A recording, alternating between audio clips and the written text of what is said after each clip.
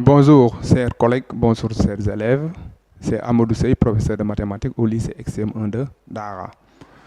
Nous sommes en collaboration avec Univers Jolof TV. Aujourd'hui, nous allons faire une deuxième vidéo qui concerne les outils de dénombrement. Donc la fois passée, on avait vu les ensembles, on avait étudié les cardinales des ensembles. Aujourd'hui, on va voir ce qu'on appelle l'outil de dénombrement, n'est-ce pas? Donc, en grand 2, on va mettre outil de dénombrement.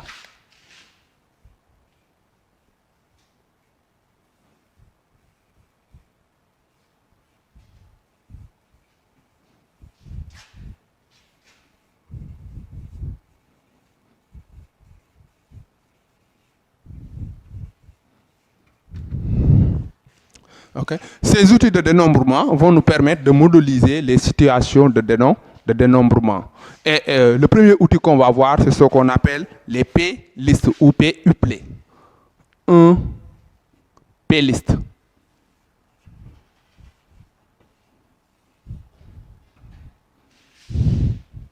Okay. Petit a, définition. Qu'est-ce qu'on appelle une P-liste?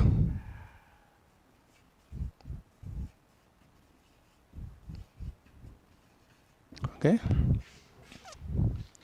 Maintenant, on va chercher une P-liste suivant un ensemble E de cardinal N, n'est-ce pas? On va dire soit E un ensemble, soit E un ensemble fini non vide de cardinal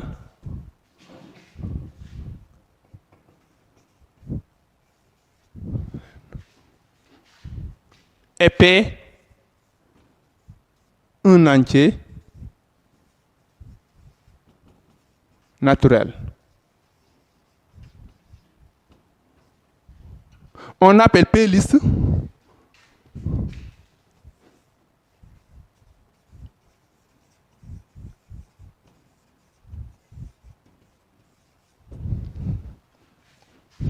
de E tout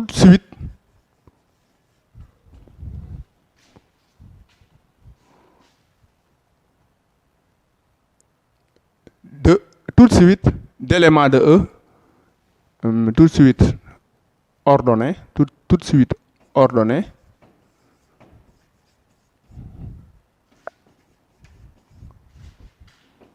de P éléments de E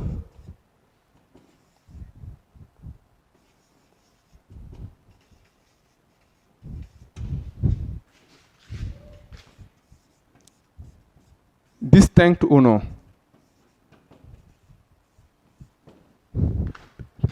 Distinct ou non. Okay. Donc tout de suite ordonnée de P éléments de E distinct ou non est appelé P liste de E. N'est-ce pas? Après la définition, on va essayer de donner la propriété. B, propriété.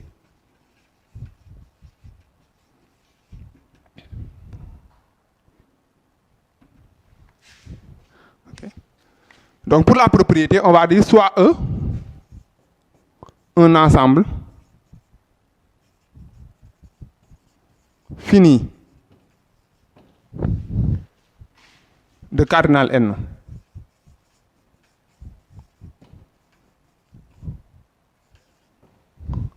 Le nombre de P-listes de E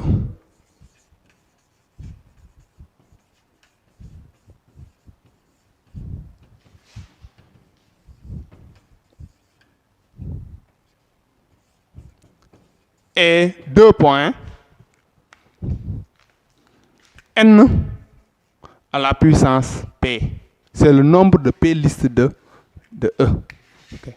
Donc, après les P-listes, on va voir ce qu'on appelle les P-arrangements. 2 P-arrangements.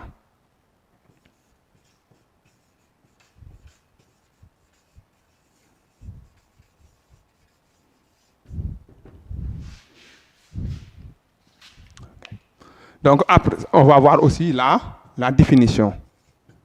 Donc, parce que ce qui est important, c'est de connaître la définition, mais surtout comment calculer avec les P-arrangements. La définition, on va dire que soit E, un ensemble fini de cardinal n, et P, un entier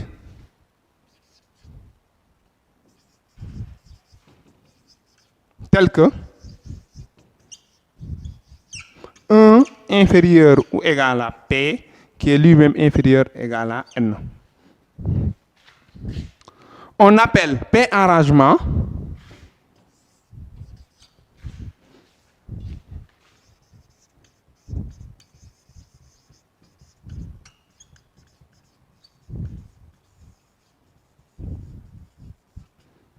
de E tout de suite ordonné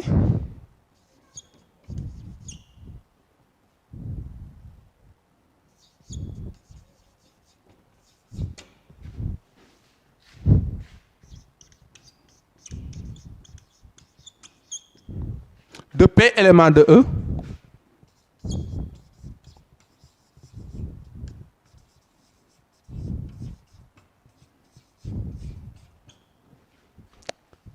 deux à deux distincts.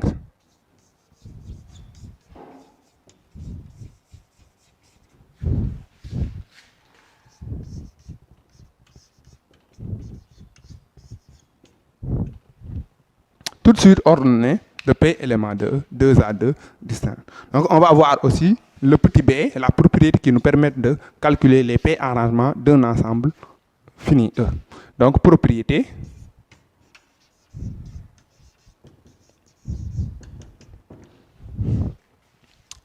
donc on va dire soit E un ensemble fini,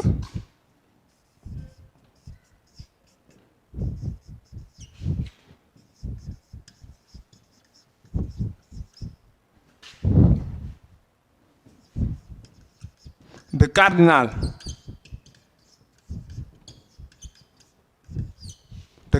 n et P un entier tel que 1 inférieur ou égal à P qui est inférieur lui-même égal à N. Le nombre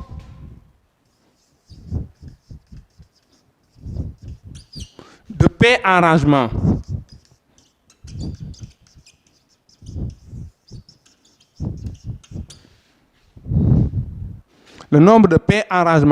de E est ce qu'on appelle A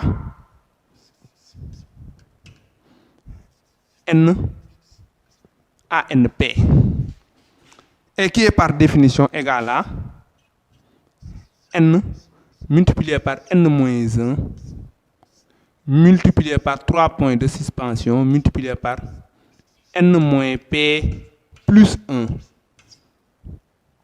Ce qu'on appelle le nombre de P arrangements de l'ensemble E. Après les P arrangements, on va voir ce qu'on appelle les permutations. 3 permutations.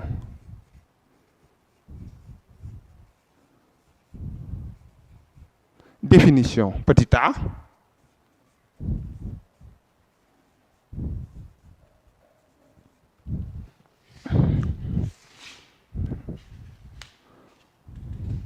Donc on va dire une permutation c'est quoi? C'est un n arrangement. Une permutation n'est rien d'autre qu'un n arrangement. Donc par définition on va dire soit un ensemble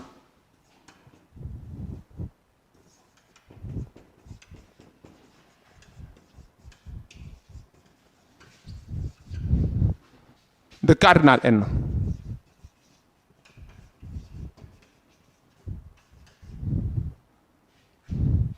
On appelle permutation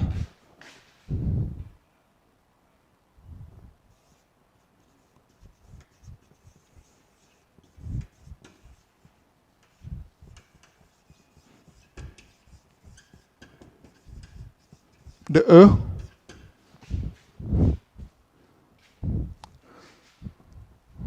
un n arrangement de E.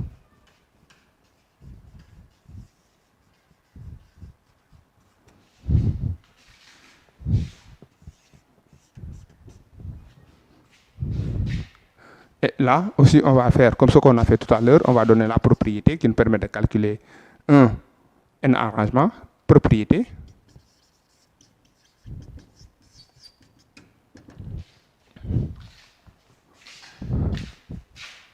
Donc, on va dire soit E un ensemble.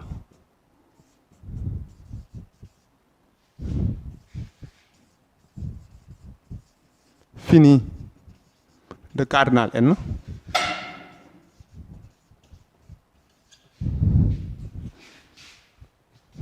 Le nombre de permutations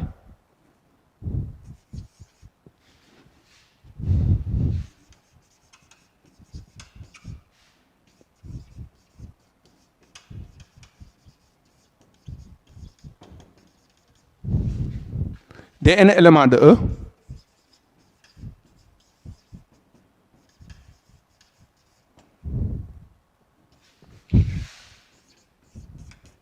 est 2 points A n n qui est égal à factoriel n.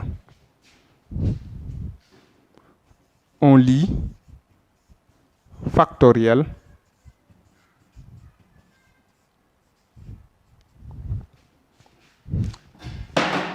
et on a factoriel n égale à n multiplié par n moins 1 multiplié par 3 points de suspension multiplié par 2 multiplié par 1. C'est ce qu'on appelle factoriel n. Donc après les permutations, on va avoir comme outil de dénombrement ce qu'on appelle les P combinaisons. 4 P combinaisons.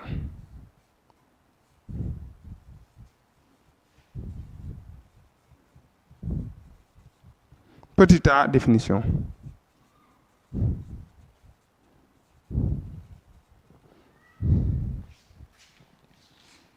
Donc, on appelle combinaison d'un ensemble E à n éléments, toute partie de E. N'est-ce pas? Donc, on va lire soit E un ensemble,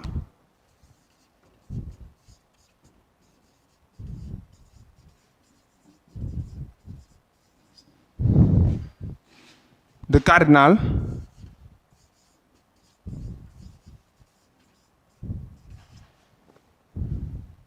on appelle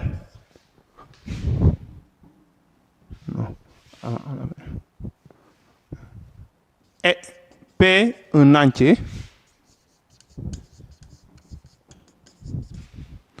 tel que 1 inférieur égal à P qui est inférieur égal à N. On appelle P combinaison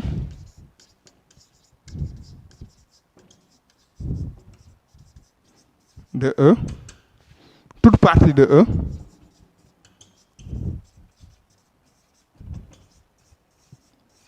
à n éléments, AP éléments.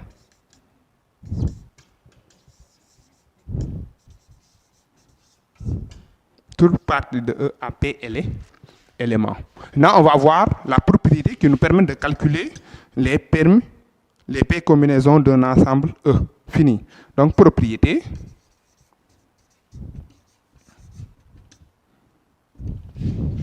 Donc, pour la propriété aussi, on va faire comme ce qu'on a fait tout à l'heure, soit E, un ensemble,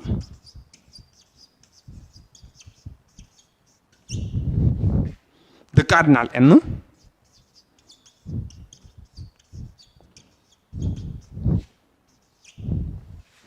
et soit P, un entier,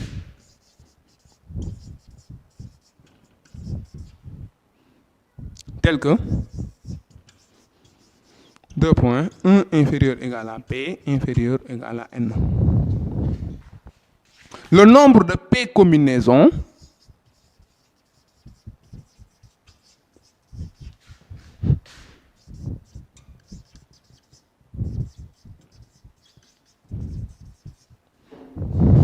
Le nombre de P combinaisons de E est 2 points, ce qu'on appelle CNP.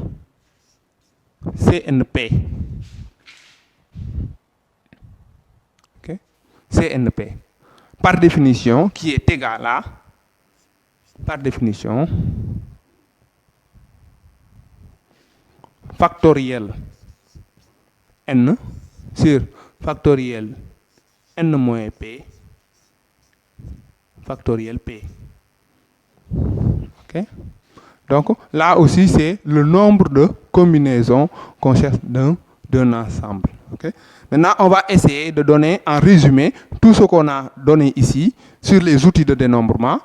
Donc là aussi, on n'a pas fait les outils sur les arbres et ce qu'on appelle les tableaux de contingence.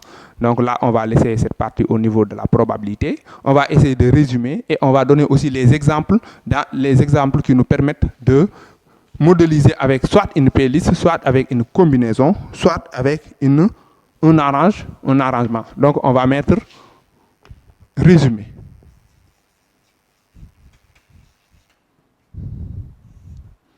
Donc on va mettre sous forme de tableau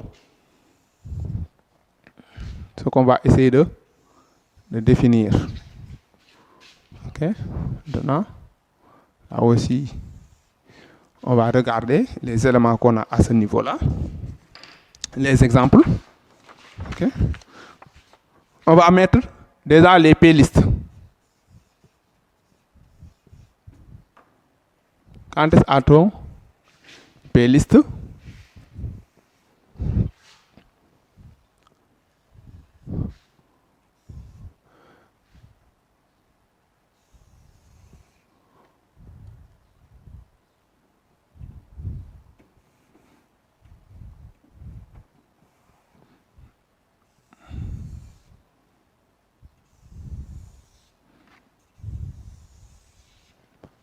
Pour les playlists.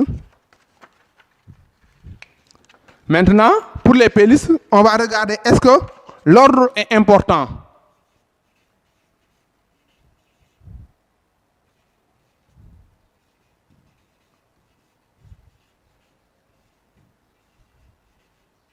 Est-ce que l'ordre est important? Donc, dans une situation, dans une expérience aléatoire, il faut toujours regarder est-ce que l'ordre est important.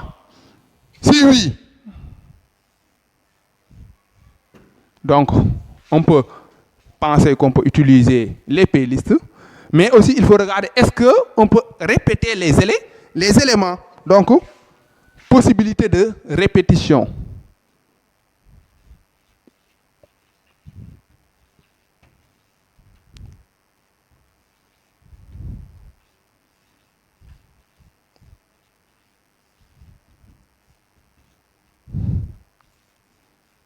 Donc, dans une expérience aléatoire où l'ordre est important et on peut répéter les éléments, c'est ce qu'on a dit tout à l'heure, une suite ordonnée, distincte ou non. Donc, ce qui veut dire que ordonnée, l'ordre est important, distincte ou non, donc il y a possibilité de répéter les éléments. On dit qu'on va modéliser avec une playlist calcul.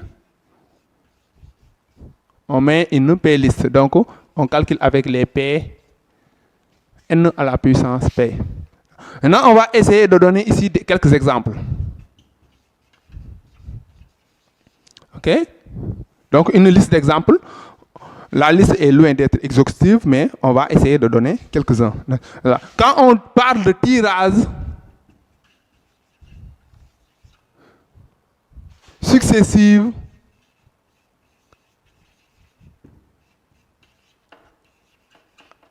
avec remise.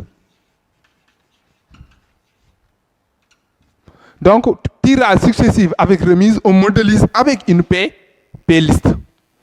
Tirage successif avec remise, on modélise avec une P-list. Okay. Quand on nous parle aussi de code,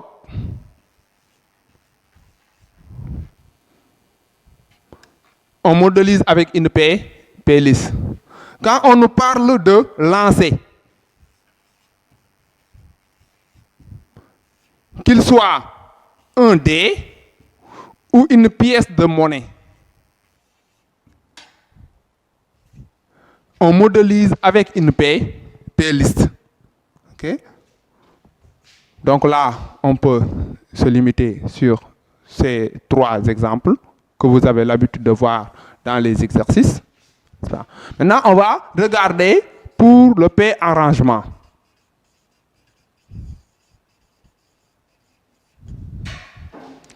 Pour le P-arrangement, il faut regarder, est-ce que l'ordre est important? Oui.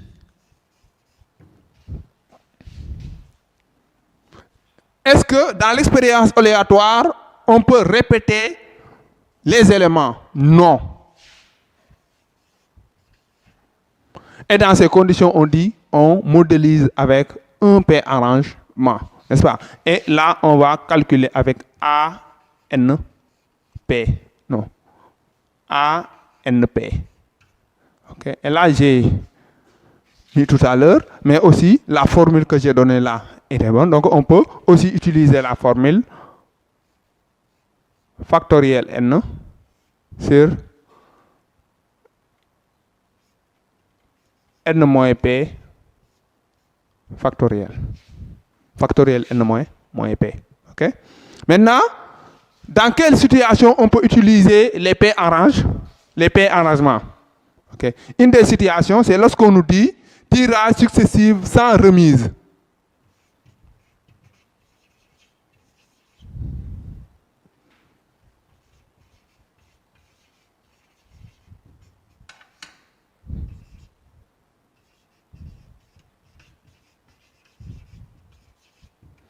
Quand on nous dit tirage successif sans remise, donc il faut utiliser un P-arrangement. Quand on nous parle de tiercé,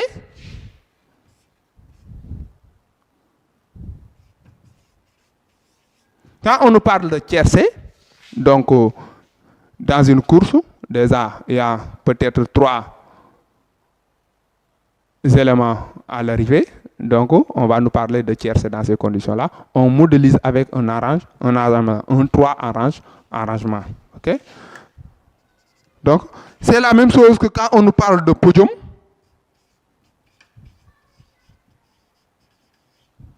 On modélise avec un arrangement, un P-arrangement. C'est quand on nous parle aussi de bureau. Donc, si on doit former un bureau, on va modéliser avec un P-arrangement. N'est-ce pas? Donc là aussi, la liste est loin d'être exhaustive, mais n'est-ce pas? Ces situations, généralement, vous les rencontrez dans les exercices. Okay. Et là aussi, on peut prendre ce qu'on appelle P-combinaison.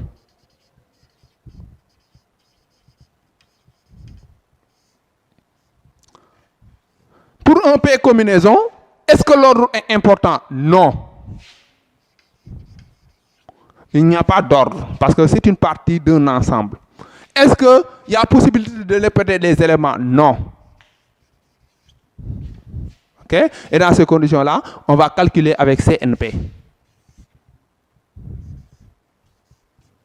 CNP, ok? Tout à l'heure, j'ai donné la formule de CNP avec n factoriel factoriel n sur factoriel n moins pp factoriel. On peut dire que aussi ceci est égal à ANP sur factoriel P. Okay? D'après les 2 formules, si vous les combinez, vous voyez que c'est ANP, c'est factoriel P. Okay? Et là, les situations qui nous permettent d'utiliser, de modéliser avec une P combinaison, c'est quoi? C'est lorsqu'on a un tirage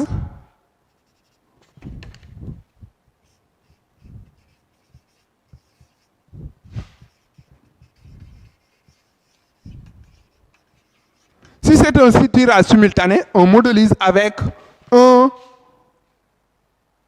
P combinaison. Okay? Tirage simultané.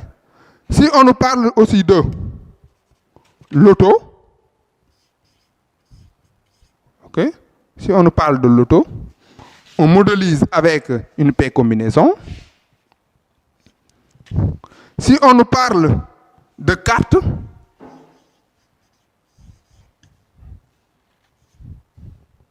une carte ou des cartes. Dans un jeu de cartes, n'est-ce pas, on modélise avec une P-combinaison. Si on nous parle aussi de formation de équipe, formation d'une équipe.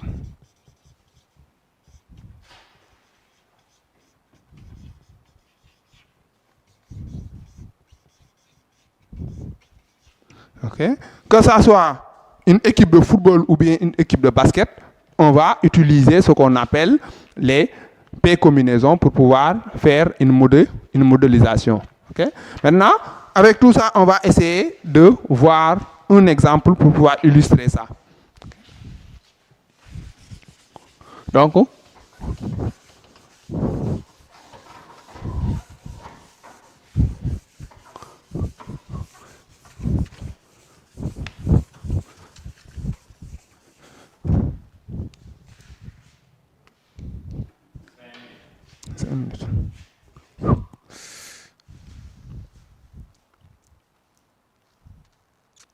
donc, on nous dit une urne contient 5 boules vertes, 5 boules vertes, 6 boules jaunes,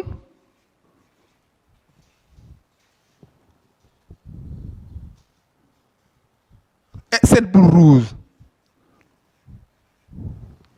Qu'est-ce qu'on fait? On tire successivement avec remise 3 bulles de l'urne. On tire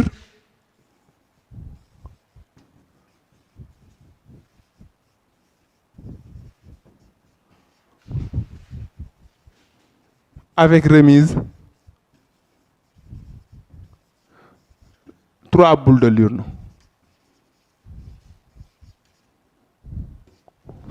Okay. Donc la tirage successive avec remise, on a dit tout à l'heure qu'on modélise avec un P-arrangement. Maintenant, la première question posée, c'est quoi? Dénombrer les résultats suivants. Dénombrons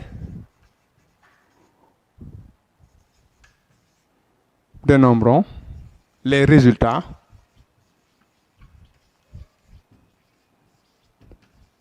suivants. Petit a,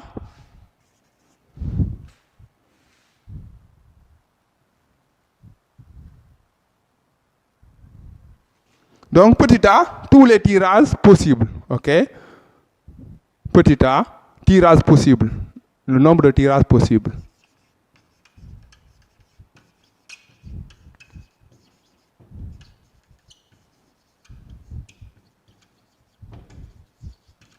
Le nombre de tirages possibles, ok? Donc on a dit tout à l'heure qu'on va utiliser les 3 P, les 3 listes. Donc on modélise avec une 3 listes.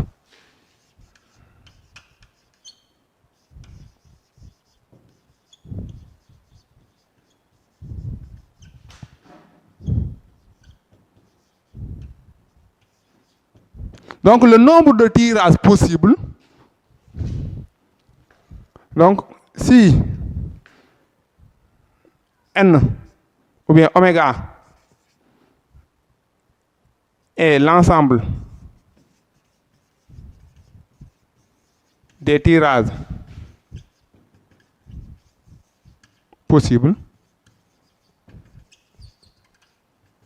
on dit cardinal de oméga égale à, donc ici on a combien de boules? On a 5 plus 3, plus 6 ça donne 11, plus 7 ça donne 18. Donc on obtient 18 à la puissance P, à la puissance 3. 18 à la puissance 3. Ok? 18 à la puissance 3. Maintenant, petit b, on nous parle le nombre de tirages tricolores.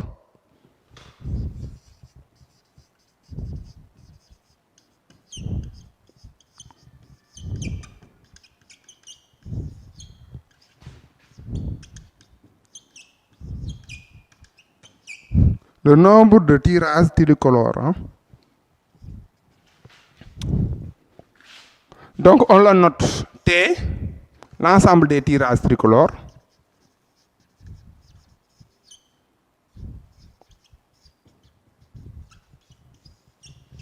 tricolore.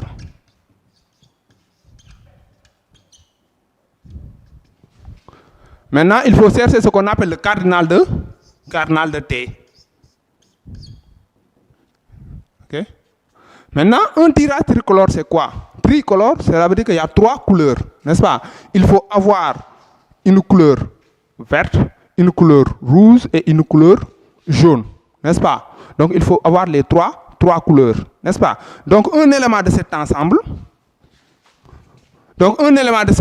peut être noté vert, jaune, rouge. OK. Maintenant, ici, comme l'ordre est important, vous savez que vert, jaune, rouge est différent de jaune, rouge, vert. N'est-ce pas? Ceci est différent de jaune, rouge, vert. Et tous les deux sont des éléments de T. Okay? Donc, là, on peut dire que cardinal de T égale. Donc, il faut choisir une boule verte parmi les 5 boules vertes, multiplié par une boule jaune parmi les boules jaunes,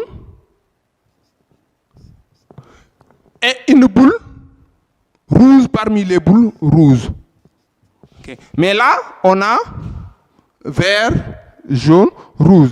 Mais est-ce que l'ordre est comme ça ou bien est-ce que l'ordre change? Donc, il faut toujours multiplier par le nombre de permutations. Okay? Ici, les éléments étant distincts, donc on a combien de places? On a 3 places, donc il faut multiplier par factoriel 3. Okay? Donc il faut multiplier par factoriel 3. Okay? Et là, ça donne le cardinal de n, de t, qui est égal à 5 fois 3 fois l'élément, et là on peut donner le résultat final. Okay? On va le calculer après. Donc, et le petit c, on nous demande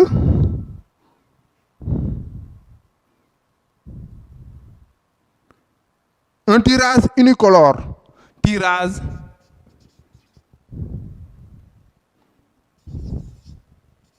unicolore.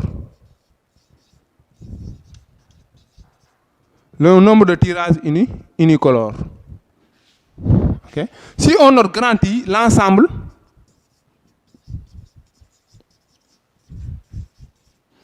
des tirages unicolores,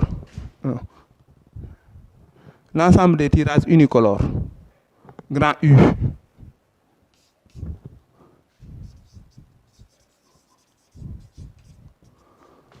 grand U, l'ensemble des tirages unicolores.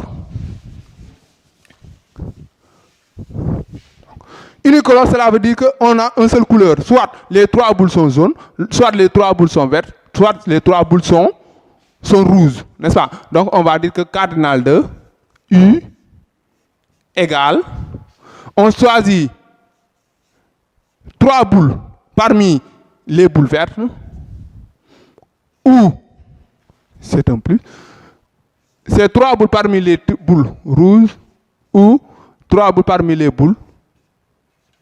Et là, on a donc le cardinal de U qui représente les tirages unicolores. Okay? Donc, c'était ça pour l'exemple. Vous pouvez voir maintenant les exercices d'application qu'on va proposer pour pouvoir continuer à faire les exercices à la maison. Merci et bonne continuation.